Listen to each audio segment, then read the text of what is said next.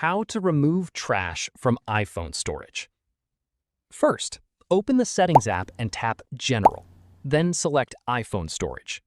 Here, you'll see how your storage is being used and get recommendations for freeing up space.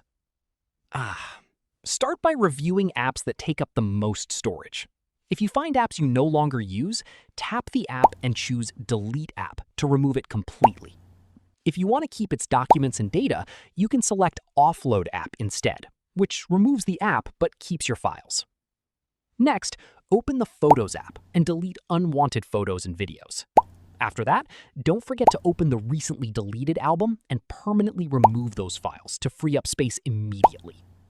Finally, restart your iPhone after cleaning up to refresh the system and check your available storage again. That's it. You've successfully cleaned up your iPhone storage and freed up valuable space. If this tutorial helped, don't forget to like this video and subscribe for more iPhone storage tips, iOS tutorials, and easy tech guides.